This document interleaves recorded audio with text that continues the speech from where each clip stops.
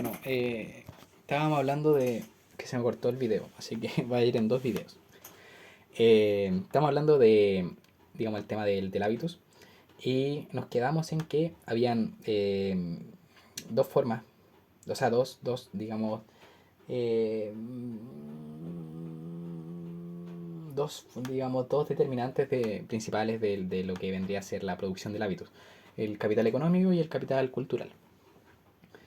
Eh, y en ese sentido, claro, Bourdieu hace todo un mapa, un mapa cartesiano de distintas posiciones que van tomando, digamos, los distintos tipos de hábitos y ese tipo de cosas. A ver, exacto. Entonces, ¿qué es lo que pasa? Que para Bourdieu, o una de las cosas que se le ha criticado a Bourdieu, no sé si criticado, pero una de las falencias que tiene es que es más bien un sociólogo de la continuidad más que del cambio. ¿Por qué? Porque el hábitus es muy rígido. ¿En qué sentido?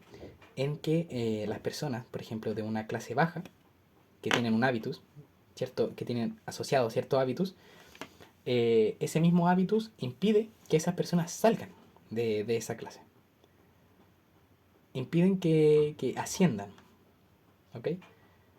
Entonces, ¿qué es lo que pasa? Que al final las personas de clase baja se terminan enfrentando a situaciones de clase baja. ¿Ok? Esto lo podemos ejemplificar, por ejemplo, en una persona de clase baja va a tender más a estudiar, por ejemplo, en un colegio técnico y ir a un instituto que a lo mejor ir a una universidad y estudiar, no sé, medicina. Entonces, ¿qué es lo que pasa? Que es como si fuesen, como que no hay espacio para que una persona cambie su posición. No hay espacio para que una persona crezca o para que una persona baje, porque también a los ricos, a las personas de clase alta, se les enseña cómo ser personas de clase alta. Entonces van a tener una serie de formas de pensar, de moverse, de qué estudiar, que los van a perpetuar en la clase en la que son.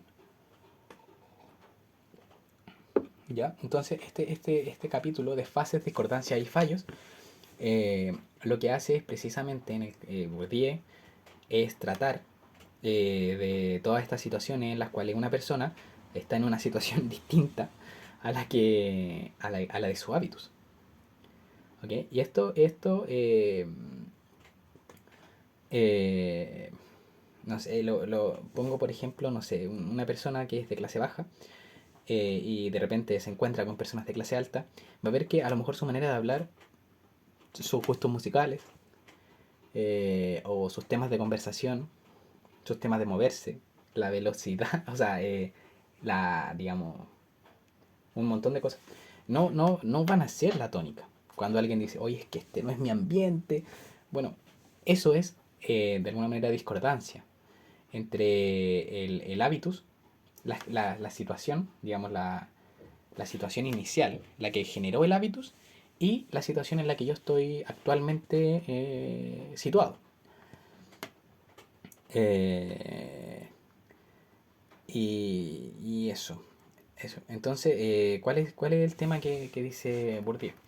Que esto pasa generalmente eh, cuando cuando un campo, por ejemplo, como no sé, el campo científico, eh, cambia de alguna manera, como que entra en crisis, y las cosas que a mí antes me daban prestigio en ese campo científico ya no son las mismas que me daban antes. Entonces ahí se produce un desajuste.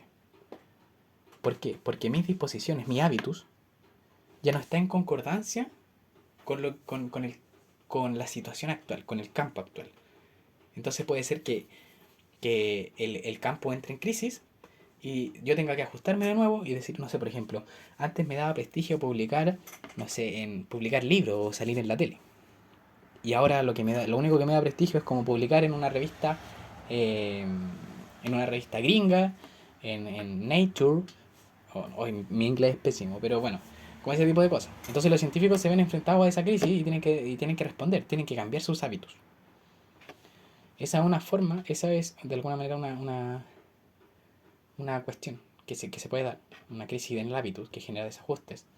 Y ahí el hábitus como que no explicaría las conductas. ¿Cachai? Y eso es porque. Y esa es la razón por la que Bourdieu se tiene que hacer cargo, porque al final te dicen, ¿sabes qué? El hábitus, ya sí, piola, bacán, me gusta, pero explícame esto otro. Entonces, esa es una de las situaciones. Y la segunda es cuando las condiciones económicas cambian. ¿Cachai? O sea, las condiciones, digamos, objetivas cambian. Por ejemplo, los New Rich, ¿cachai? Que estando habituados a ciertas cosas, de repente van y cambian, digamos, de alguna manera muy rápido y tienen que empezar a reunirse con gente de alto estatus, ¿no? O sea, no, gente cuica. Y cómo se enfrenta a eso. Entonces eso genera por una parte como sufrimiento, ¿cachai? Porque de alguna manera no estáis habituado a eso.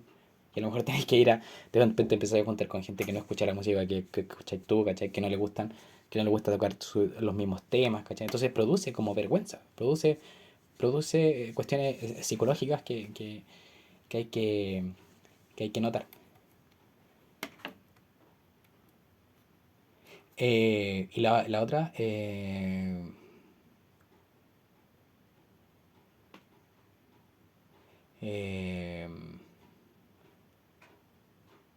ya, aquí para esto, para la próxima o sea, para esta otra situación en la que puede generar, digamos, una crisis en el hábitus, leemos. Pero más generalmente la diversidad de las condiciones, la diversidad correspondiente de los hábitos y la multiplicidad de los desplazamientos intra e intergeneracionales de ascensión o declive hacen que los hábitos puedan encontrarse enfrentados, en muchos casos, a condiciones de actualización diferentes de aquellas en las que fueron producidos. Así ocurre particularmente en todos los casos en que los agentes perpetúan disposiciones que se han vuelto obsoletas debido a las transformaciones de las condiciones objetivas, envejecimiento social o que ocupan posiciones que requieren disposiciones diferentes de aquella que deben a su condición de origen, sea de modo duradero, como los nuevos ricos, o coyuntural, como los más necesitados cuando tienen que afrontar situaciones rígidas por las normas dominantes como determinados mercados económico-culturales. Puta, al final esto ya lo había explicado. Eh, ya, entonces tenemos estas dos posibles situaciones en las que el hábitus no sirve. O sea, sí sirve, pero se desajusta. En ese sentido hay que explicarlo. Hay que explicar las acciones que lleva a cabo esa persona en el caso de que exista desajuste. Entonces serían una crisis en el campo científico, por ejemplo, o campo político, o el que ustedes quieran, y un cambio en las condiciones materiales.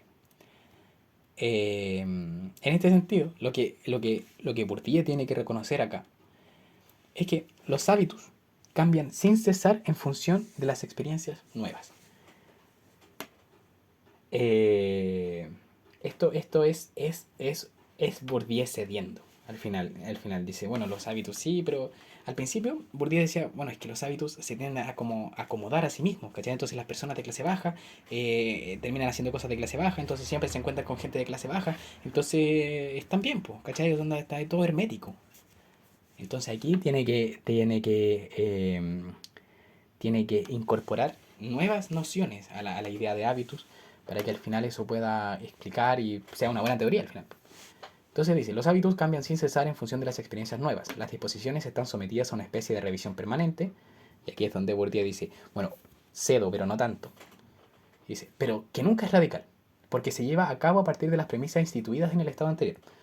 Bueno, eso ¿qué quiere decir? Que al final, por ejemplo, si tú eres de clase baja y tenías el hábitus de clase baja, también vaya a mirar estas cosas, las nuevas cosas, y las vaya a pensar con mentalidad de clase baja. ¿Cachai?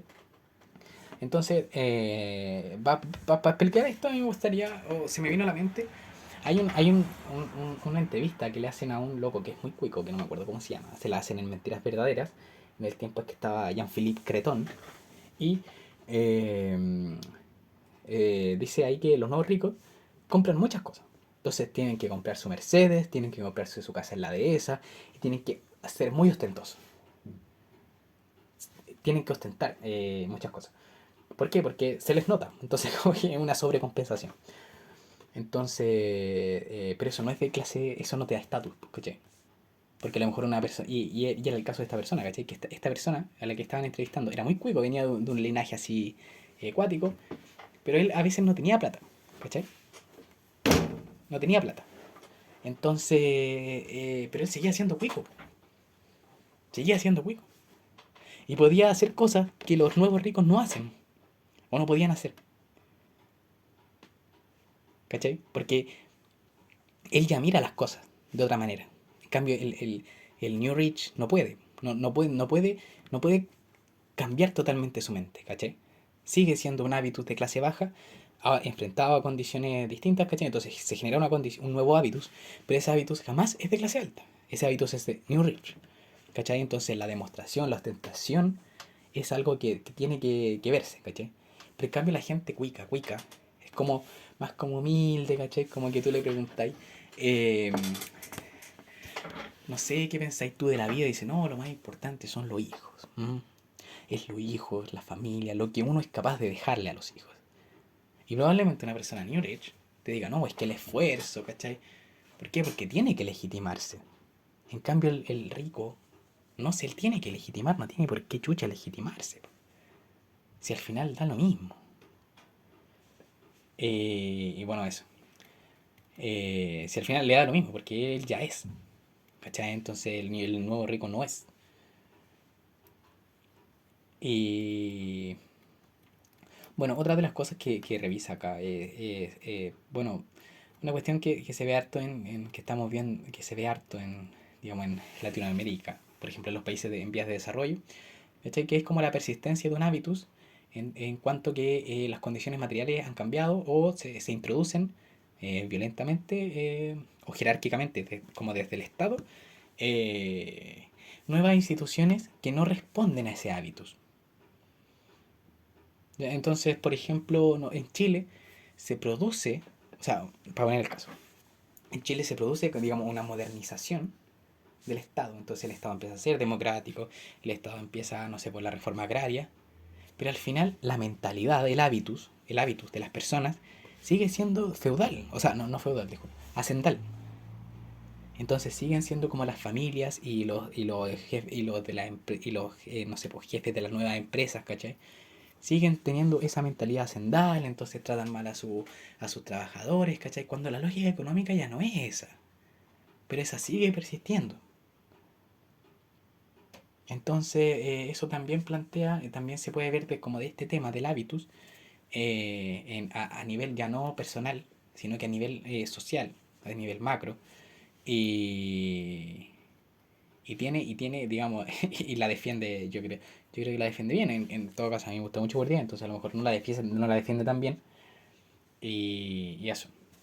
Entonces quería yo, si ven este video, así como, ¿qué tal? ¿Qué les pareció? Ojalá que lo hayan escuchado, lo pueden escuchar en 2x y vamos comentando porque igual está interesante el tema. Eso.